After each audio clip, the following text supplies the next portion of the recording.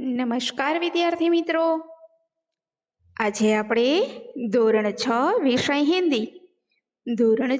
વિષય હિન્દી અને પ્રથમ સત્રમાં પાઠ 6 પ્રથમ સત્ર પાઠ 6 શુભઃ એટલે સવાર. આ પાઠનું નામ આવું શા માટે આપેલું છે એ આપણે પાઠ શીખીશું એટલે ખબર પડી જશે. સવાર પાઠની અંદર જોઈએ એક સાચી ઘટના છે. આ ઘટનાની અંદર એક વિકલાંગ બાલિકા હોય છે. વિકલાંગ એટલે શું કે એમના પગ કામ નથી કરી શકતા, પોતાની જાતે ચાલી શકતી નથી એવી બાલિકા હોય છે અને એની સચ્ચી કહાની અહીંયા આપેલી છે. તો જોઈએ, પોલિયો की बीमारी से बच्चे विकलांग हो जाते हैं. પોલિયો નામની બીમારી થાય છે, એનાથી બાળકના પગ કામ કરતા બંધ થઈ જાય છે. પોલિયો બીમારી હોય છે, એનાથી બાળકના પગ કામ કરતા બંધ થઈ જાય છે. આપણે ઘણીવાર સાંભળેલું જ હોય છે કે બાળકને પોલિયો થયેલો છે એટલે એ પગમાં અસર કરે છે. बच्चों को इस बीमारी से बचाने के लिए उन्हें पोलियो की खुराक पिलाई जाती है.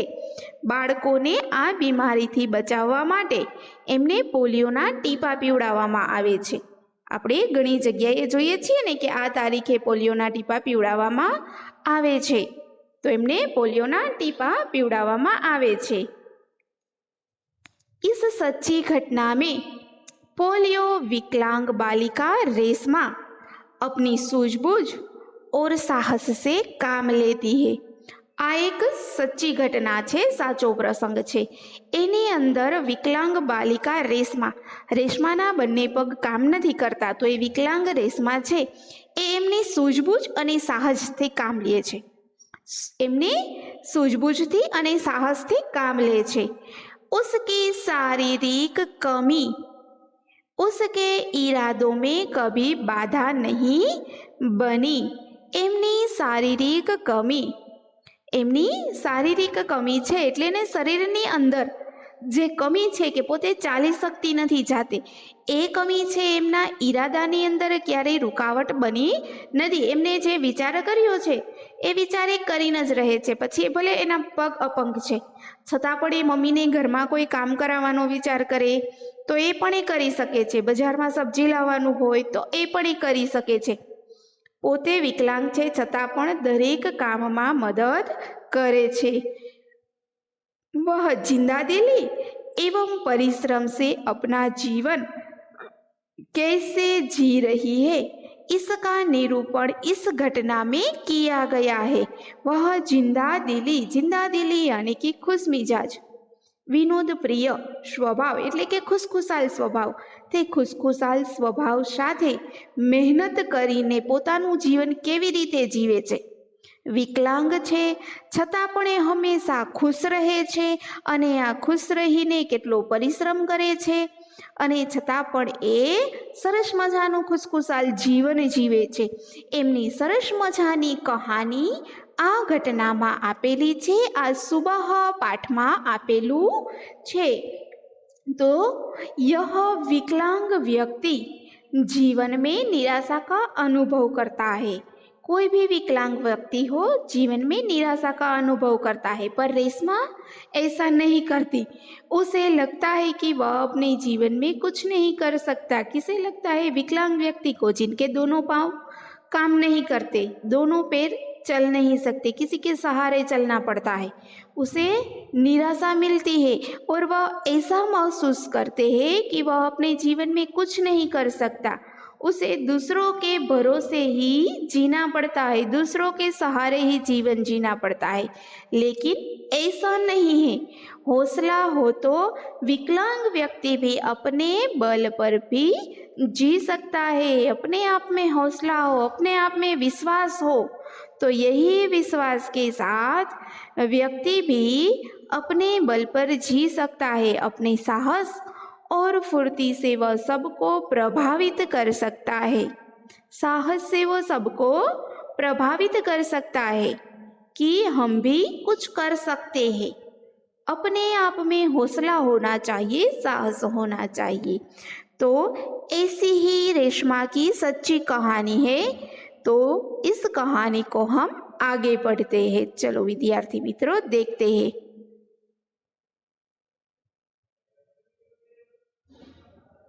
सुबह सुबह रेशमा ने देखा कि घर के सभी लोग सफाई में व्यस्त है।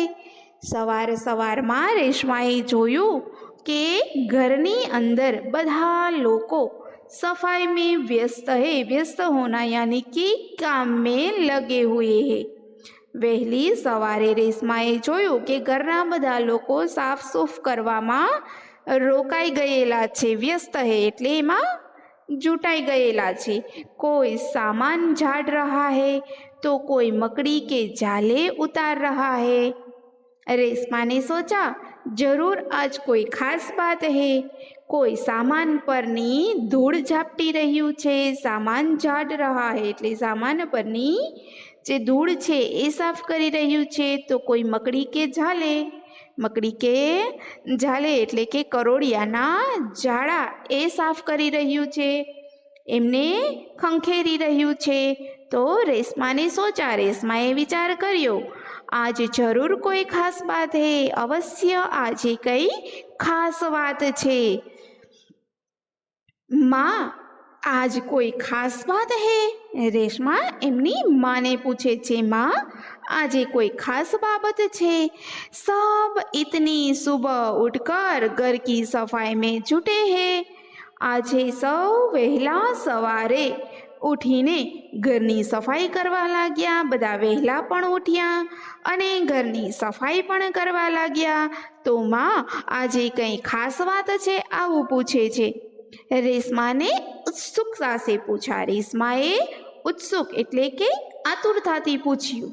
हाँ बिटिया रानी, त्योहार के दिन है। एटले एमना मम्मी कहे छे के हाँ बिटिया रानी, हाँ रानी बिटिया, तहेवारना दिवसों छे, भूल गई क्या? पहले से ही साफ सफाई हो जाए तो अच्छी तरह त्योहार का आनंद ले पाएंगे। शू तू भूली गई के शू? પહેલાથી જ સાફ સૂફી થઈ જાય તો સારી રીતે તહેવારોનો આનંદ માણી શકીએ। તહેવારના દિવસોમાં સાફ સફાઈ આપણે નથી કરતા, પણ તહેવાર આવવાનો હોય છે એની પહેલાં જ આપણે સાફ સૂફ કરી લઈએ છીએ વિદ્યાર્થી મિત્રો। અને એમનું ઉદાહરણ છે દિવાળી, છે ને, કે જ્યારે દિવાળી આવે છે ત્યારે દિવાળી પહેલાં, દિવાળી આવે એમની પહેલાં, દિવાળીના તહેવાર પહેલાં આપણા મમ્મી પણ ઘરની સાફ સફાઈ કરે જ છે, આપણને બધાને ખબર જ છે।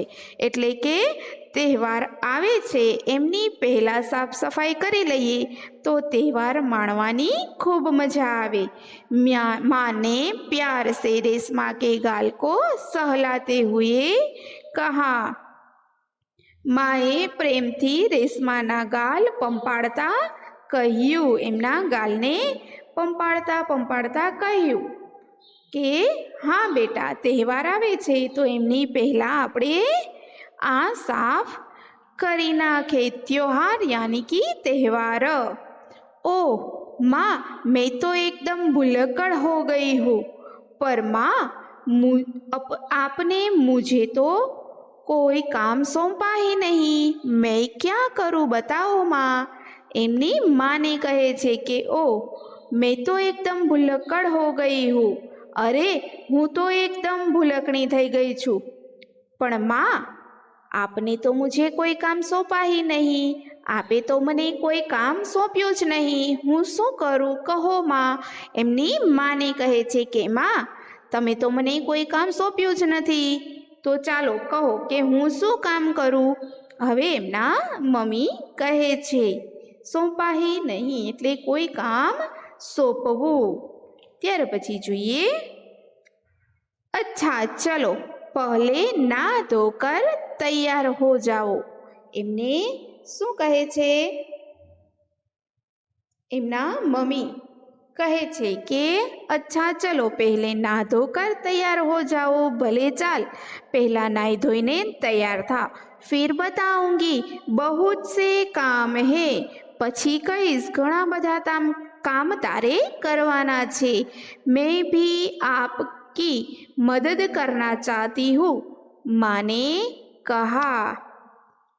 એટલે એમના મમ્મીને રેશમા કહે છે કે હું પણ તારી મદદ કરવા માંગુ છું. આવું કહે છે કે તું મને કંઈક કામ સોંપ. તો એમના મમ્મી કહે છે કે હા, પહેલાં તું નાહી ધોઈને તૈયાર થઈ જા, પછી ઘણા કામ છે, એટલે હું પણ આપની મદદ કરવા ઈચ્છું છું. આવું એમના મમ્મીને કહે છે. रेशमा ने रुआ से स्वर में कहा. રેશમાએ રૂઆ સે યાની કે રોતલ સ્વરમાં કહ્યું. જેવી રીતે રડતા રડતા કહે છે એવી રીતે, રોને જૈસા અવાજ. મદદ તો મેં જરૂર લૂંગી. એટલે રેશમાએ કહ્યું મદદ તો હું જરૂર લઈશ. मैंने तुम्हारे लिए कोई काम सोच रखा है, ના ધોકર નાસ્તા કર લો. એટલે એમ કહે છે કે હું પણ તમારા બધાની જરૂર મદદ કરીશ એમ. એટલે એના મમ્મી પણ કહે છે કે હા, મદદ તો હું પણ લઈશ તારી. મેં તારા માટે ઘણા કામ વિચારી રાખ્યા છે. मैंने तुम्हारे लिए कई काम सोच रखे, ના ધોકર નાસ્તા કર લો ફિર બતાઉંગી. એટલે ફરી એમના મમ્મી કહે છે કે નાહી ધોઈને નાસ્તો કરી લે, પછી કહીશ. कहते कहते माँ ने रेशमा को उसकी पहिए वाली कुर्सी पर बैठा दिया. આવું કહેતા કહેતા એમની માએ એટલે કે રેશમાની માએ રેશમાને તેની પૈડાવાળી ખુરશી પર બેસાડી દીધી. રેશમાને એમની પૈડાવાળી ખુરશી પર બેસાડી દીધી. और कुर्सी को धीरे धीरे से धकेला और अपने दैनिक कार्य में लग गई. પૈડાવાળી ખુરશીમાં બેસાડી ને ધીમે ધીમે ધકેલી અને પોતાના રોજિંદા કાર્યમાં લાગી ગઈ. એમના મમ્મી આવું કરે છે. રેશમા અને મમ્મી બંનેની વાતચીત અહીંયા થાય છે, બરાબર. એટલે કહે છે કે મારે પણ કંઈક સાફ સફાઈ કરવી છે. તો એમના મમ્મી કહે છે કે હા, પહેલાં તું નાહી ધોઈને તૈયાર થઈ જા, મેં તારા માટે ઘણા કામ રાખ્યા છે, હું તને કહીશ. આવું કરતાં કરતાં રેશમાને पहिયાવાળી ખુરશી પર બેસાડે છે. શા માટે? તો કે રેશમા વિકલાંગ બાળક છે, તેમના પગ કામ કરતા નથી, માટે તે વ્હીલચેરનો સહારો લે છે. पहिયાવાળી ખુરશી એટલે કે વ્હીલચેર કહીએ છીએ ને, એમનો સહારો લે છે. અને એમના મમ્મી એમને ત્યાં બેસાડે છે અને પોતાનું રોજિંદુ કાર્ય કરવા જાય છે. હવે આગળ જોઈએ કે રેશમાના જીવનમાં એવું શું થયું હતું. તો આવું થયું. તો એની અંદર આવે છે કે रेशमा जब 5 साल की थी तभी से उसके दोनों पैर काम नहीं करते थे. પોલિયો થયો તો એમને પોલિયાની બીમારી હતી ને, એટલે રેશમા જ્યારે 5 સાલની હતી ને ત્યારનો એમને આ રોગ હતો. એવું કહેવા માગે છે કે રેશમા જ્યારે 5 વર્ષની હતી ત્યારથી તેમના બંને પગ ખોટા પડી ગયા, ત્યારથી એમને આ બીમારી થઈ ગઈ છે. उसे बहुत तेज बुखार हुआ और घुटनों से नीचे दोनों पाँव एकदम बेजान हो गए. તેમને ભારે તાવ આવ્યો અને ઘૂંટણથી નીચેના બંને પગ તદ્દન નિર્જીવ થઈ ગયા. બેજાન યાની કે નિર્જીવ. તેજ બુખાર, બુખાર યાની કે તાવ, ખૂબ જ તાવ આવ્યો અને એ તાવની અંદર એમના ઘૂંટણથી બંને નીચેના પગ છે એકદમ નિર્જીવ થઈ ગયા. बहुत इलाज किया पर रेशमा के पाँव में जान नहीं आई. એમના મમ્મી પપ્પાએ એમનો ખૂબ ઇલાજ કર્યો પણ રેશમાના પગમાં જાન આવી નહીં, ચેતન આવ્યું નહીં, એટલે સજીવ ન થઈ શક્યા. રેશમાના બંને પગ સજીવ થઈ શક્યા નહીં. ઘણો બધો ઇલાજ કર્યો છતાં પણ એ વિકલાંગ બની ગઈ. ઉસે પોલિયો હો ગયા થા, એમને પોલિયો થઈ ગયો હતો. એટલે રેશમાને 5 વર્ષથી પોલિયાનો રોગ હતો. ત્યારથી એમના બંને પગ કામ કરતા બંધ થઈ ગયા હતા. રેશમા બહુ હિંમતવાળી લડકી હે. રેશમા ખૂબ જ હિંમતવાળી છોકરી છે. એમનામાં હિંમત खूब ठासी ठासी ने भरी छे. शुरू में उसे जरूर दूसरों की सहायता लेनी पड़ी. જ્યારે શરૂઆતમાં તેને બીજાની મદદ અવશ્ય લેવી પડી. શરૂઆતમાં જ્યારે એમને પોલિયો થયો હતો ત્યારે એમને બીજાના સહારાની જરૂર પડતી હતી. પરંતુ अब 11 साल की उम्र में वह अपने सारे काम स्वयं करती है. પરંતુ અત્યારે તે 11 વર્ષની ઉંમરમાં તે પોતાના બધા કામ જાતે કરે છે. સ્વયં એટલે જાતે. અત્યારે તે પોતાના 11 વર્ષની વયે બધા કામ જાતે કરે છે. એટલે આગળ કહાનીમાં બતાવી દીધું વિદ્યાર્થી મિત્રો કે તે 5 વર્ષની હતી ત્યારથી એમને પોલિયો હતો અને ત્યારે તે નાની હતી એટલે એમને બીજાનો આશરો લેવો પડતો હતો. પરંતુ અત્યારે તે 11 વર્ષની છે તો 11 વર્ષની અંદર તેમને કોઈના સહારાની જરૂર નથી. એ પોતાનું કામ જાતે કરી લે છે. વહ अपने परिवार पर अपने काम के लिए निर्भर नहीं रहना चाहती. वह अपने परिवार पर એટલે તે પોતાના કુટુંબ પર, પરિવાર યાની કે કુટુંબ, અને નિર્ભર યાની કે આધારિત, તે પોતાના કુટુંબ પર પોતાના કામને માટે આધારિત રહેવા ઈચ્છતી નથી. કે મારું કામ છે તો હું જાતે જ કરું એવું તે ઈચ્છે છે. એમ નહીં કે આ કામ મમ્મી કરાવે, પપ્પા કરાવે, ભાઈ બહેન કોઈ હોય તો એ કરે, એવી રીતે નહીં. તે પોતાના કામ માટે એટલી હિંમતવાળી હતી કે પોતાના કામ માટે પોતે કરે એવું તે ઈચ્છતી હતી. કુટુંબ પર પોતાના કામને માટે આધારિત રહેતી ન હતી. તો વિદ્યાર્થી મિત્રો, આ સરસ મજાનો સુબહ પાઠ છે. રેશમાની કહાની જે છે એ કહાનીને આપણે આગળના વિડીયોમાં જોઈશું. અત્યારે આ વિડીયોમાં અહીંયા જ આપણે આ પાઠ પૂરો કરીએ છીએ. બાકીનો જે અધૂરો પાઠ છે એ વિડીયો 2માં જોશું. નમસ્કાર.